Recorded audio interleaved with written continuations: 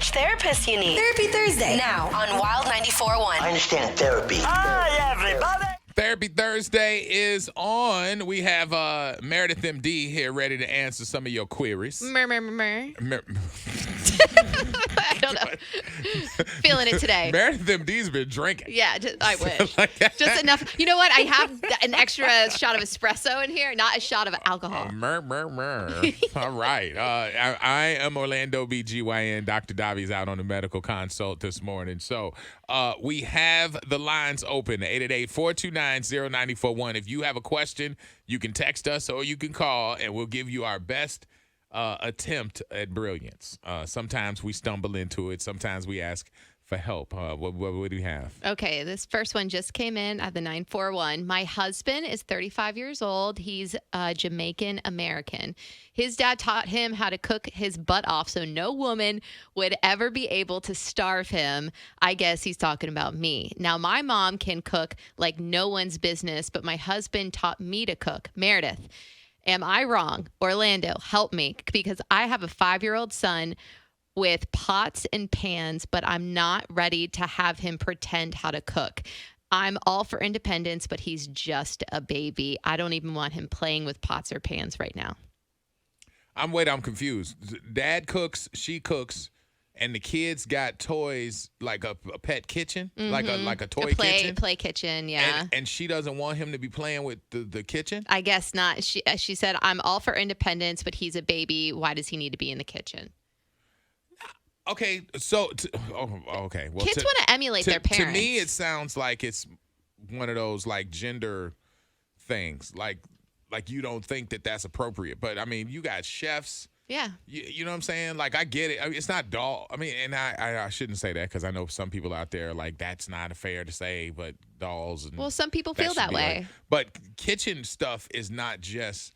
Like you know what I'm saying? It's not. It's there's chefs out there. They're male chefs. They're dad who's on the grill. Like there's providing for folks or whatever. So if you see your dad who's a great cook and you want to emulate him, I mean I could see a kid wanting to do that. Now I do know that there are blurred lines of gender stuff, but I mean realistically, let the kid live. If the kid wants to emulate like daddy's making sauce, he wants to make sauce.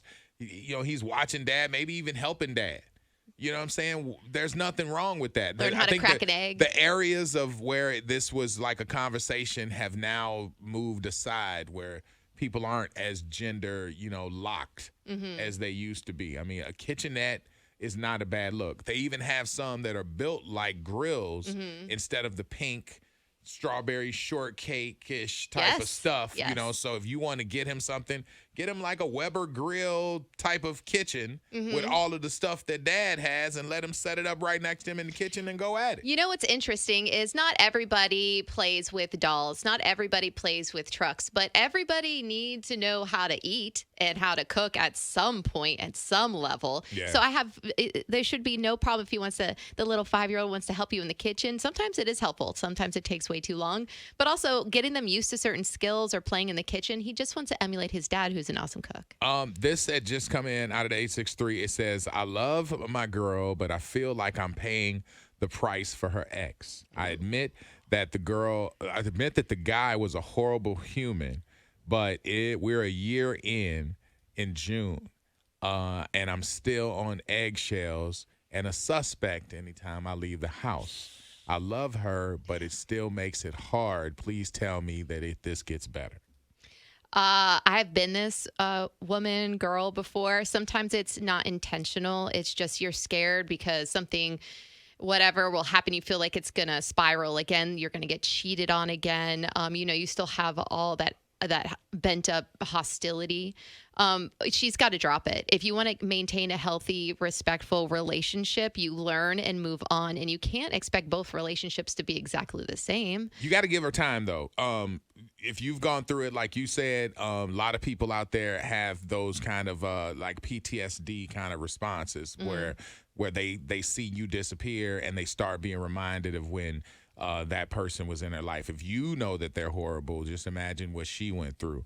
And you know me with my analogies, sometimes people tease me about them, but when you adopt some, and I'm not like it, please don't get mad at me. I'm not likening a woman to a pet, but I'm saying when you adopt a pet that has been treated badly and you reach out to pet it and it pulls away, or it shies away because it's scared of you, or it won't come to you, but you have to be patient. And if you've seen it online where they have those really aggressive dogs, and then all of a sudden they really are kind and they really start becoming loving and everything like that, it took them a minute to win their trust, and it took them a minute to remind them of the good parts. And now that animal is like in a loving situation, right, they are running around like the best pet ever. So I'm not saying your girl is a pet, but it is that same kind of thing where they went through hell and you are not hell, but you are still reminding them of it. So be patient. If you love them that much. If you don't love them that much to be patient, you might need to tap out now and go ahead and go. Yeah. But if you do really love them and you're really trying to wait for that really sweet spot, be patient. Go through all of the little stuff that she needs you to go through to win her trust over, and maybe that puppy will start turning over and let you rub her belly. Everything always goes back to sex with us. I mean, yeah, you know what I'm saying? Ain't nothing wrong with a little rub every now and then. All right, wait, we got your calls. 888-429-0941. Therapy Thursday is on. You want to get in? Call us or text us, and we'll slide you in for one of these brilliant answers. All right, we got it coming up for part 2. Freak Show, Wild 94.1 Bay's Party Station, Therapy Thursday, 888-429-0941. Let's see here. We have a call. We'll just say line 1 here. I don't want to be calling out nobody's names. I don't know what your confession or your therapy question is. What's up? What's up? This is Lamar. Hey, Lamar. Yeah, what's up? So I have an issue in my relationship where I have like an ex and I have an ex-wife. And I started dating, like, I guess right after I left my ex-wife. And, like, right now we still have, similar to what you guys were talking about a second ago, issues with trust and things like that. So, you know, trying to connect again, like, how do you, I guess, reset that in a new relationship that you kind of rushed into? You know what I mean? Just to get comfort. So you left the ex, and now you're with somebody else, and you feel like you rushed into it because you're now dealing with the trust issues. Yeah. I mean, she don't trust me, and I don't trust her. Ah. I mean, so, okay, now we just got to be honest. I mean, what's the benefit? Is it just good sexies? Like, you know what I'm saying? Is it just, like, what's the point of being there? You don't trust her. She don't trust you. Is it good physical? Yeah, for sure. Okay, so that's a benefit, all right? Because we can look at the pros and the cons. That's a big pro. Are there any other benefits other than the physical? I mean, she a good person, man. I ain't gonna lie about that. It's just tough. Like, some days I be like, man, bro, like, it's like, so if you wake up in the morning and somebody say something negative, like, that's the first thing. Like, ruins your whole day. Sets your whole mood for the whole day. You're like, why am I even in this? Yeah. So you woke up, you went to sleep the same way. Like, how? I'm trying to see how, like, why are you still that mad at me because of something or because of whatever? Well, this is a perfect answer for what I said. Like, if you think about it, the sex is the headline. Is it worth all of the downside? Is it worth waking up with that person who went to bed mad and woke up mad? Like, now that sex don't seem pretty popping. Like, that's what I'm saying. You got to look at your pros and cons. And you might not be able to do it all now, but sit down and think of all of the benefits that you have of this girl. Like, I mean, you know, she makes you, I love her laugh. I love, you know, the family she comes from. Like, what, any of the things that you can write down that's a good thing. And then write down the list of the bad. Like, you know, she go to bed mad. She got this attitude. I don't trust her, you know, blah, blah, blah. Because, I mean. So you know, there's some women out here that you make them so mad sometimes that they get to that point that they feel comfortable enough to talk to you like a thug, and then, like, that's what you be trying to do sometimes. Like, see, all right, like, we're gonna put that on the list of the cons right there. I'm not trying to be in no gang relationship up in here. We ain't thugging. No. Write those things down, and that'll point out the way you need to move. I mean, and don't be overshadowed by the coochie coupon. All right, it can't be the only thing. You know what I'm saying? Stressful. If it's the highlight, that could be the highlight. But look at the whole list, and then that'll give you your answer better than we can. All right. All right, thanks, man. All right, Appreciate it. appreciate you. Okay. I got one that just came in out of the 863. I dated a guy for a year and a half. He got a new job and met a new girl. I was out of sight, out of mind. He is now engaged to her, this new chick. She is 10 years younger with no kids, helping him take care of his children at the moment. They are set to get married in a week, but he literally just hit me up saying stuff like, "You hold a special place in my heart. I don't think she can keep me happy forever like you could," basically wanting to hook up again. I still love this dude. He knows it. Should I go ahead and hook up with him? I'm skipping over what she actually wants to do with him in the bedroom. Yeah, we don't need to know all that. Yeah. But also, she doesn't deserve this. So should I rat his ass out? Okay, first of all, you want to hook up with him because you like him, but then she don't deserve this, so now you want to tear up his life. Yeah. Like, you seem evil. Like, I mean, if I'm just going to keep it a buck, like, I mean, if you care so much about him that you want one last shot, that's one thing. Mm-hmm. Now you want to try and tear up the relationship. That's a whole other side of the evil. Yeah, even the sex a part of it. Should she rat out the guy and tell his new fiance? No, you shouldn't. Stay out of it. It's none of your business. Mm-hmm. Stay away from him and don't cheat with him. And also, don't rat him out because, honestly, that's not your business either. None of this is your business. It's not your relationship. She still loves him.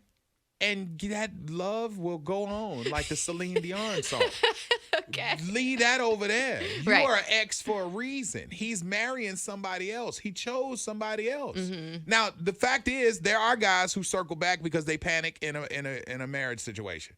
They think that Cold whole feet. lockdown thing, Yes. and they're like, yo, let me reach out one more time. That's his problem. Mm-hmm. But this is not yours to participate in. Do not become the person who is now trying to engage and then want to then tell from that engagement. You basically are asking for it. And the girl could probably get mad at you and the whole thing. Like, you gonna come in and snitch after you done slept with him? Mm-hmm, mm-hmm. Like, nah. That's not the move. So I mean, don't be that person. All right. Out of the 813, it says newly divorced girl dad here. So I have a question for therapy. I have my daughter's even years on the co-parenting agreement, and my 3 daughters will be with me for Thanksgiving. My ex has now asked me to bring the girls to the traditional family gathering still, even though it's my time. I was looking forward to and planning for our first Thanksgiving together being just me and my daughters so I can try and give them some normalcy in our new situation. Do you think I need to stick with my guns and my ego, or do I need to join the family for the big festive situation? Well, it sounds like legally it's your day. If it's your day, it's your day, and you can make that decision. But as somebody that didn't grow up with any traditions, it's kind of comforting to be a child and celebrate Thanksgiving with, your family members. Just because the two of you aren't together anymore doesn't mean that they don't want to see their family on Thanksgiving. There's lots of families. There's a movie about it that go to 4 different Thanksgivings on that said day. That's got to be a hell. It is. I go to 2 currently. And yeah, it's a lot of work, but also it's genuine love, and I enjoy seeing everybody. And as a kid, I can see that they would like it too. You got kids now; it's not necessarily about you anymore.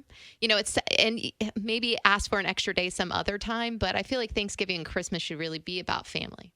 I would just say this. I fell into that when I got divorced, and I'm glad the person wrote ego because it is an ego thing. Yeah. I don't cook, and y'all know the show. Y'all have heard me talk about the fact that I really don't cook. Mm-hmm. So for me to have Thanksgiving at my house with my daughters, they weren't old enough to really tell, but they could tell. Yeah. And I did it at my house for a year before I realized, okay, I got to do better. Yeah. I ordered stuff from Honey Baked Ham and side items. You had the food taken care of. I had food. It wasn't dope. There wasn't a dessert table and grandmama stuff like making that. it. You know what I'm saying? I ain't have all the pound cakes. I get it. All that stuff. But I felt like I did something, but it was for me. Mm-hmm. It wasn't for them. And so they ate, but they didn't eat much. It was so now it was a whole bunch of stuff that I threw away, and I had my day, but I didn't depend on anybody else and thought I was the big man. I could do it. And afterwards, I realized that I took them away from cousins and took them away from desserts and the whole playing out in the backyard and all that stuff that they would do with all of those family members. And so that's why I started all right, let's do the holidays together, like the Thanksgiving big stuff, and let them still have that. And then I could just, rebuild the other stuff that I needed to rebuild. But it is totally ego. Yeah. Like that's where you don't want to be, that guy. If you want to start a tradition just with daddy and the girls, I wouldn't pick, Thanksgiving or Christmas to do it on. You can do your own little daddy-daughter day if you want to make up that time. Other than that, Thanksgiving is about family. I mean, and that could be, it's not about big family. It's about family. And that 3-daughter and daddy setup is a family. Yes. Like, be clear. There's people out there who don't have options to go somewhere else. So that's a family setting, but that's ego also, where you like, it's my day. I wanted to do this. It's like, yeah, but the girls want to be around Big Mama. Plus, They you get wanna all be the around food, uncles, all the desserts. all of the good Come on, food. and you don't have to cook probably. Right. Like, I got macaroni and cheese, mashed potatoes, and some turkey. And That like, sounds great. Let's go. This is good, Daddy, but this is a TV dinner. I kind of want the dessert table. You know what I mean? So that's just one thing that I think that I'm leaning towards that. Yeah, So, me too. Do the right thing. I think that's great. All right. Let's see here. That's a wrap. Therapy Thursday, satisfying our customers. You can leave that copay at the front door. We also validate parking, by the way.